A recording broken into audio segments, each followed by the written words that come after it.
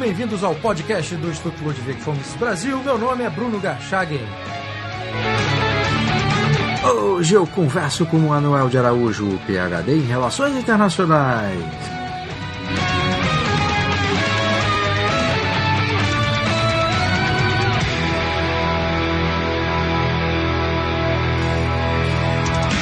Manuel, seja bem-vindo ao podcast do Instituto Mises Brasil. Você que é prefeito de Quelimane, você que é um defensor antigo das ideias da liberdade em Moçambique, e você tem essa dupla dimensão, né? É um militante das ideias da liberdade já há muitos anos em Moçambique e agora, quer dizer, nos últimos anos, tem tido uma carreira política. Então você tem uma história na defesa das ideias da liberdade como um grande divulgador e um defensor, e agora no plano da política.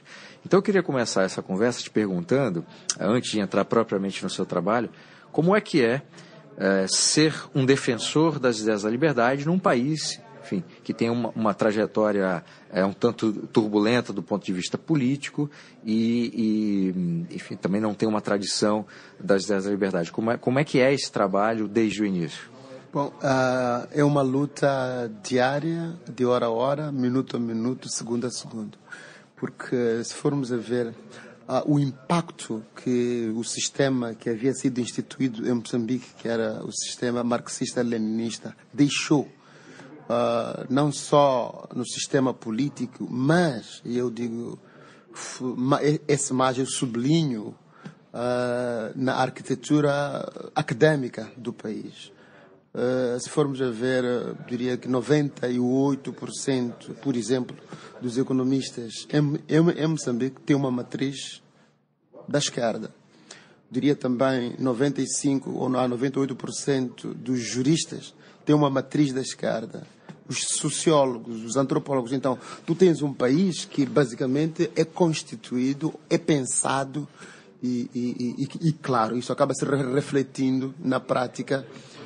Portanto, no dia a dia, em que a matriz do funcionamento do país é uma matriz da esquerda.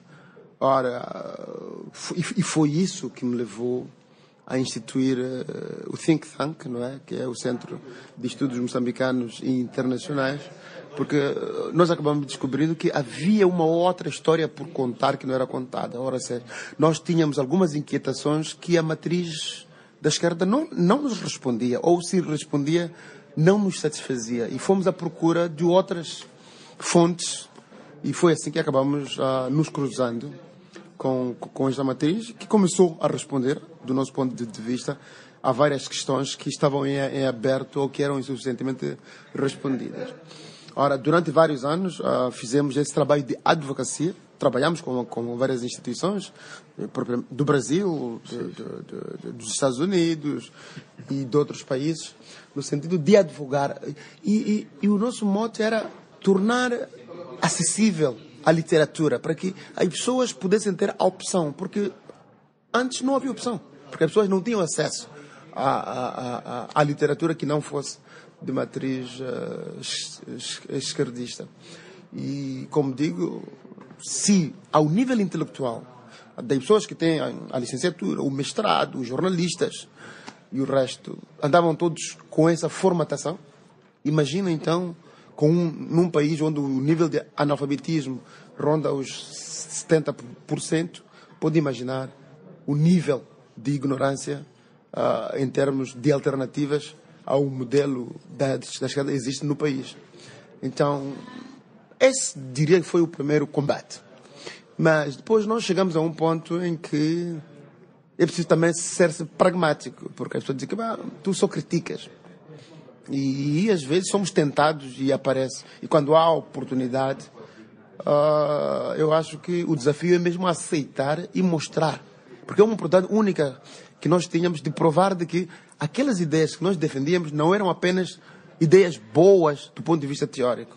Eram ideias praticáveis e davam melhores resultados. Ou seja, respondiam na prática às preocupações que muitos setores da sociedade tinham. E começou aí, então, quando houve as eleições intercalares em 2011, porque o fato também, eu venho de uma cidade pequena, portanto, tem cerca de 300 mil habitantes, que é a capital da província da Zambésia, uma província com cerca de 5 milhões de habitantes. Em Moçambique nós não temos estados, não é como no Brasil, temos províncias. E a minha província e a minha cidade ficaram nos últimos 40 anos, desde a proclamação da independência nacional em 1975, ficaram marginalizados.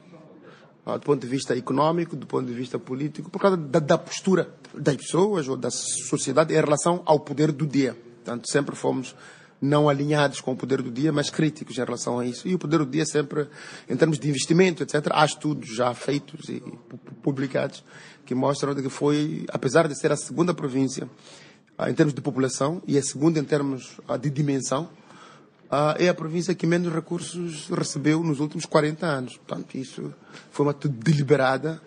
E também, em 1973, era essa província que produzia entre 30% a 35% do produto interno bruto. Pode imaginar o tipo de cidade que era. E hoje está a cerca de 10% ou 12%. Então, houve uma série de crispações, de tensões. E a minha cidade, eu vivi cerca de 10 anos na Inglaterra, mais outros uns 8 na capital, no Maputo, etc. E sempre que eu regressava para a minha cidade, notava que estava, de ano a ano, a cidade estava com menos recursos, estava mais velha, mais abandonada, etc.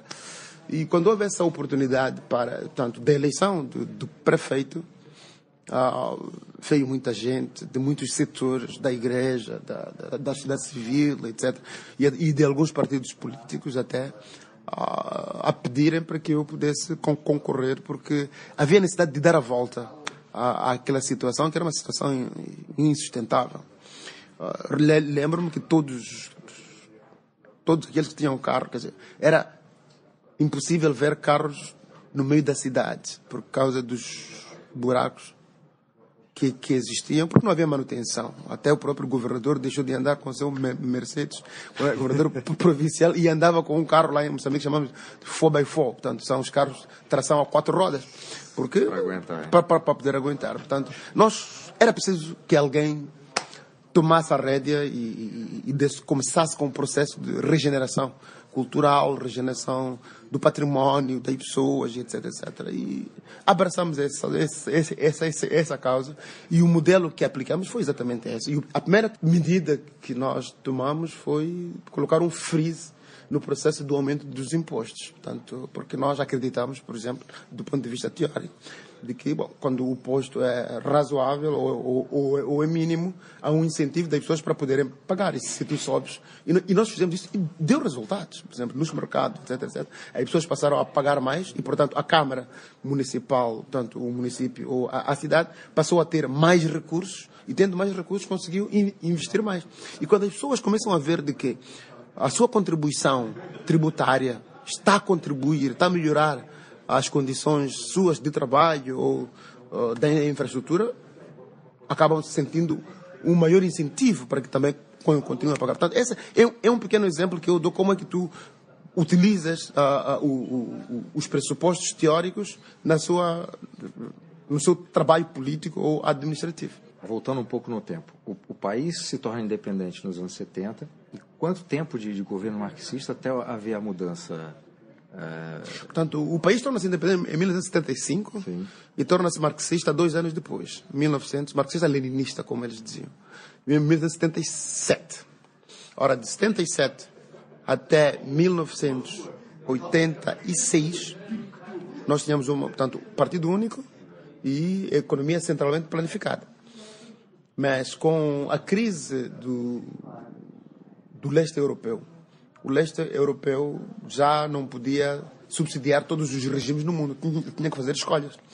E Moçambique entra numa crise aguda em 1983, houve uma grande seca, e também havia o conflito armado, portanto a guerrilha pressiona o governo, e o governo faz uma candidatura ao então CAM, que era a Organização dos Países do Leste Europeu, para que fosse ou um membro associado, porque dessa forma iria obter ajudas. E os soviéticos, portanto, disseram que não iriam levar mais nenhum país e que Moçambique estava fora da conjuntura, que encontrasse outro tipo de soluções, mas que não aquela. Então, teve que haver um pragmatismo do governo de Moçambique, que bateu as portas do Banco Mundial e do Fundo Monetário Internacional, que trouxeram a sua cartilha, e a partir de 1986, oficialmente, Moçambique assina um acordo com o Banco Mundial e o Fundo Monetário e passa a implementar um programa de reajustamento estrutural, porque o país estava literalmente na bancarrota, portanto estava falido. E aí, a partir daí, começam as reformas. Então, Moçambique deixa de ser uma economia centralmente planificada, mas mantém o sistema monopartidário. Isso só vem a mudar em 1990, com a aprovação da nova Constituição, que já permitia algumas liberdades individuais e introduz o multipartidarismo. Portanto, em 86, deixamos de ser economia centralmente planificada, passamos a ser começamos a dar os primeiros passos para uma economia de mercado. E depois, em 1990, tanto como disse, com a nova Constituição, passamos a ter partidos políticos e já podiam haver organizações da sociedade civil, porque antes havia só uma organização que representava a juventude, que era o braço do partido único. Havia uma organização da juventude para todas as mulheres, portanto, todas as mulheres tinham que fazer parte daquela organização que pertencia ao partido. Também havia uma organização para todos os jornalistas, e assim como havia uma organização para todos os trabalhadores. Portanto, havia um único sindicato, que de sindicato não tinha nada, porque era mais porta-voz do partido no poder para controlar os trabalhadores. Também era um braço do partido para controlar a juventude, ou para controlar as mulheres, ou os jornalistas. Portanto, esse é que era... Mas a partir de 1990, com a nova Constituição, liberaliza-se o espaço político, e aí já podiam surgir várias organizações estudantis. Eu próprio fui fundador de uma das primeiras organizações estudantis em Moçambique, que era a Associação de Estudantes de Relações Internacionais de Moçambique. Fundei e tornei-me no primeiro secretário-geral. Portanto, foram fases de muita luta, porque o Estado via-nos com muita desconfiança, como agentes do imperialismo e etc, etc. Portanto, foram fases, né? Eu ainda naquela altura tinha cerca de 18 anos, mas foi um processo bastante intenso. E foi aí onde nós fomos desafiando o sistema, a cada fase, e com os meios próprios que nós tínhamos naquela altura. Manuel, no início da nossa conversa você falou do SEMO, Centro de Estudos Moçambicanos Internacionais. Eu estive lá com o Diogo Costa em 2009, a seu convite, né? Fizemos algumas palestras lá, e o que eu queria saber, assim, quando você diz que assim, um dos objetivos seu e das outras pessoas que te ajudavam, né, nesse processo era levar informação às pessoas, como é que era feito esse trabalho? O que vocês fizeram no início até, por exemplo, 2009, quando a gente foi lá e fez algumas palestras? Bom, o que nós fizemos foi criar espaço de debate de ideias, porque, como sabe, num sistema monopartidário, não é? Um sistema tal marxista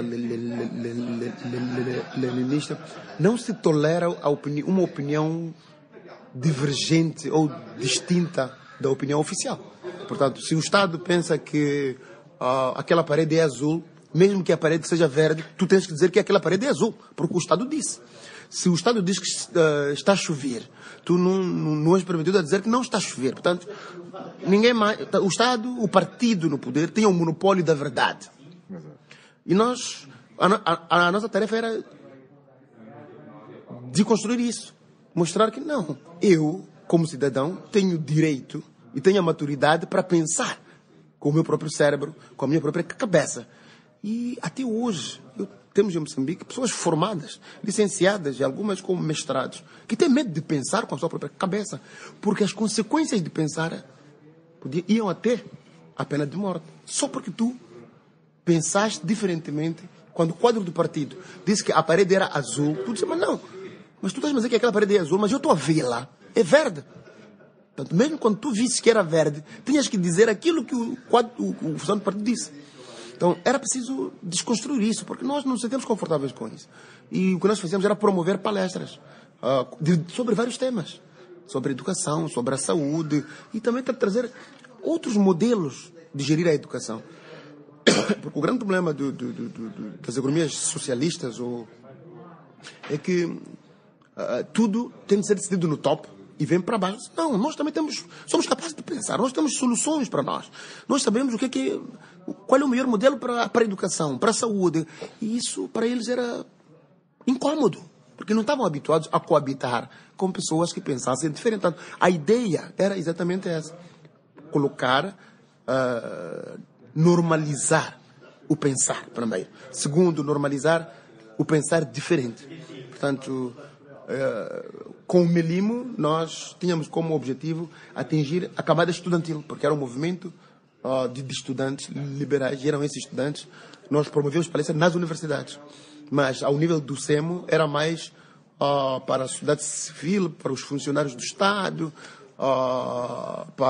e convidávamos, por exemplo, porque não havia muita gente disponível a fazer isso.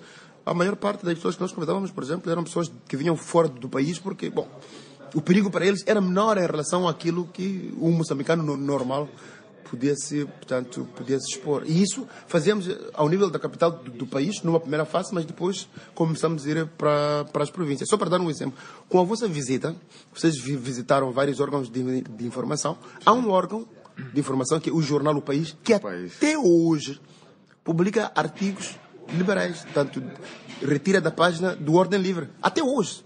Imagina quantos anos já passaram, e eles fazem questão de ir lá buscar um artigo por semana ou por mês.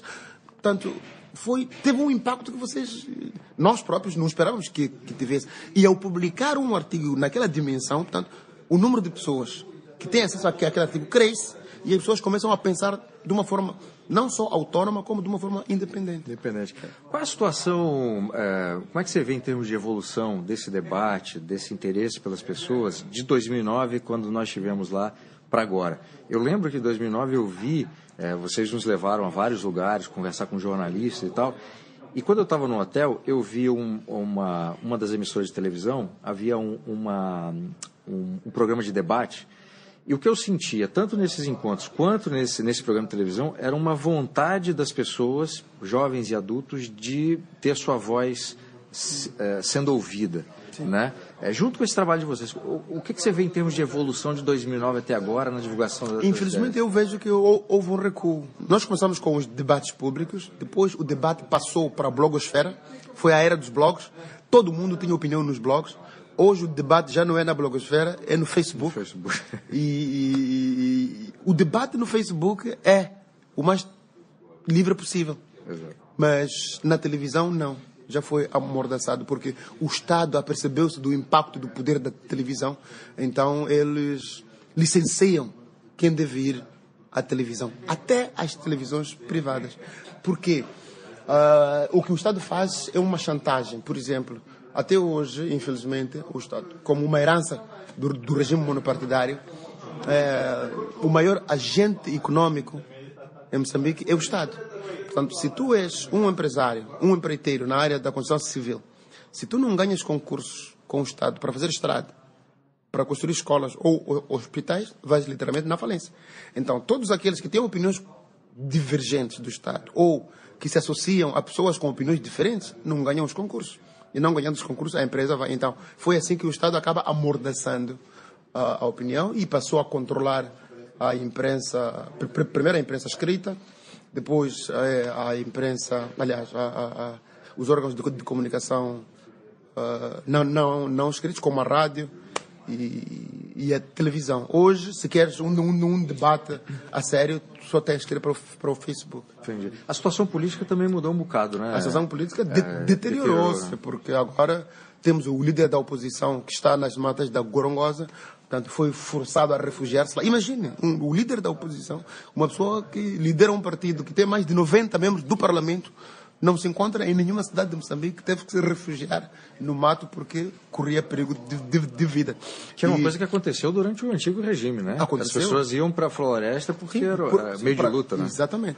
Portanto, e quando tentou sair da floresta, a sociedade civil fez alguma pressão, ele veio até a segunda maior cidade de Moçambique, que é a cidade da Beira. O exército foi, cercou-lhe na sua residência. 2 dias depois ele teve que, não sei, ele é um guerrilheiro, conseguiu escapulir-se dali, teve que voltar de novo para a floresta. Portanto, é uma situação bastante tensa e que não permite o desenvolvimento, quer das liberdades, quer do próprio modelo de desenvolvimento assente nas forças de mercado. Quer dizer, a situação hoje está suspensa.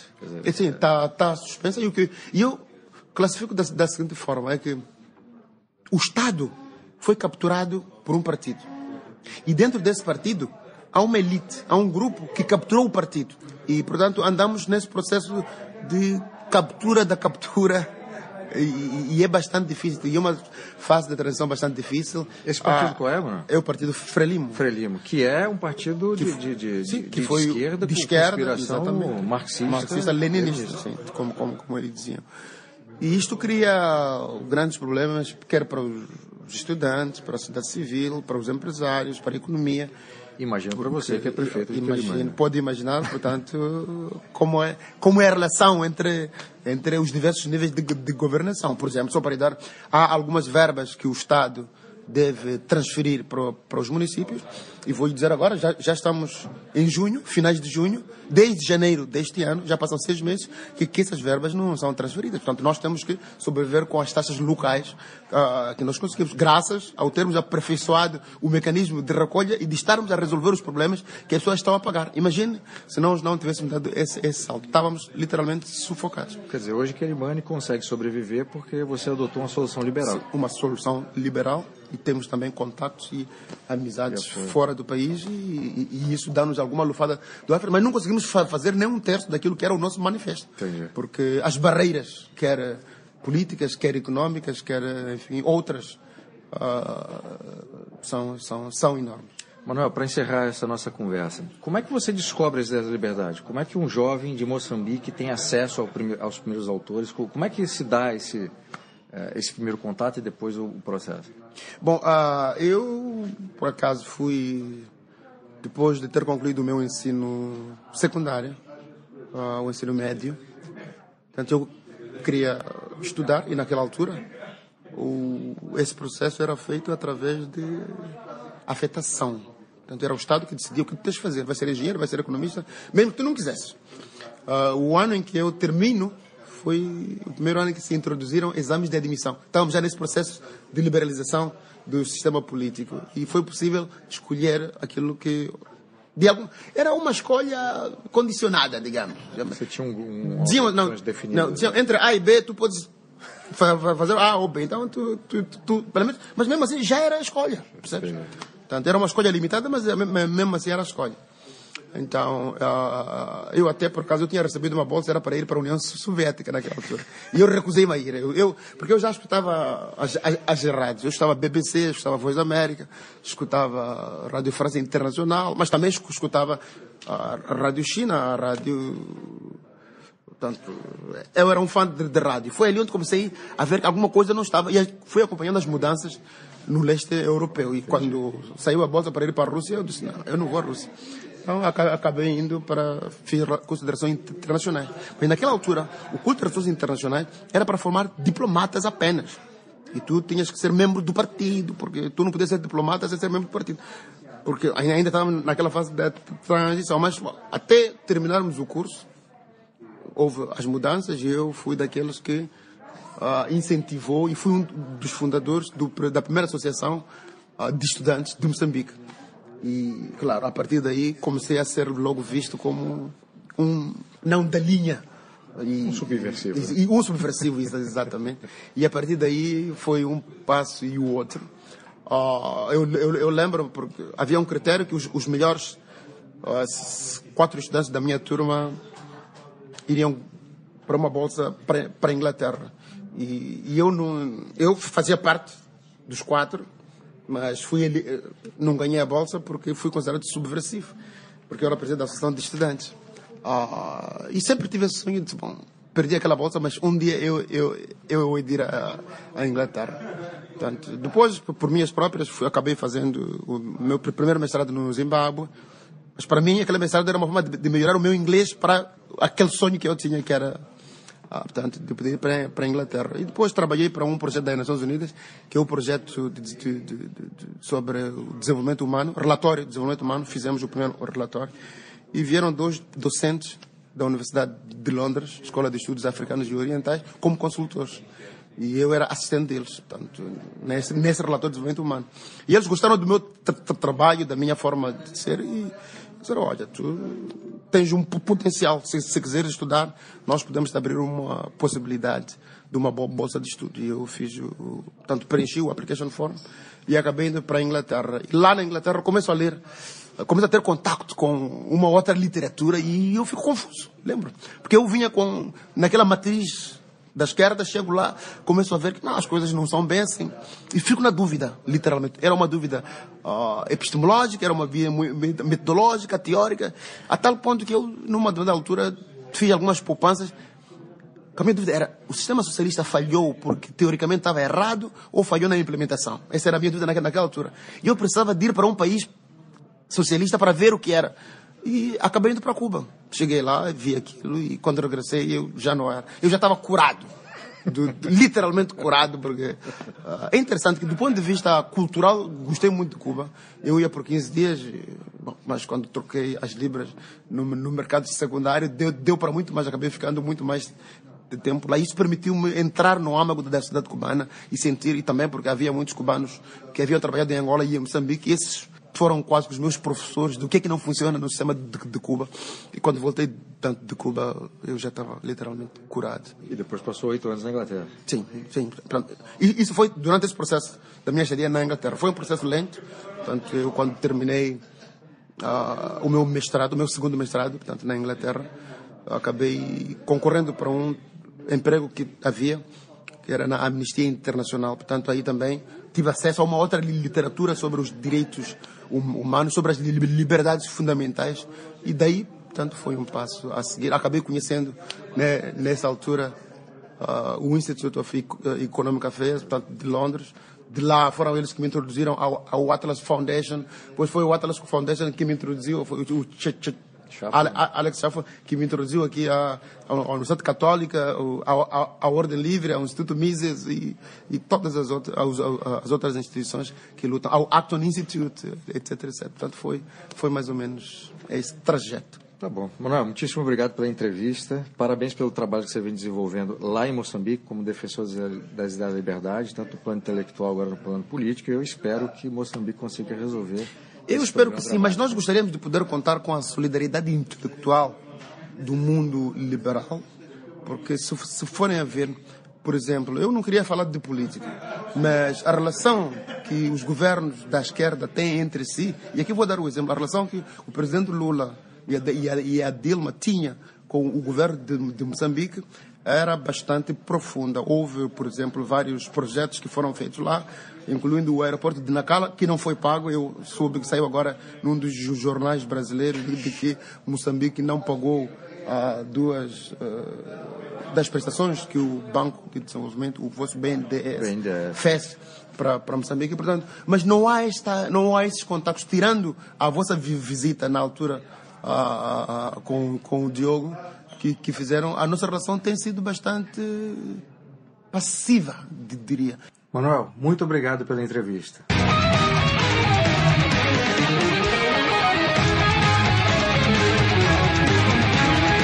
Este foi o podcast do Instituto Ludwig von Mises Brasil. Meu nome é Bruno Garchagen.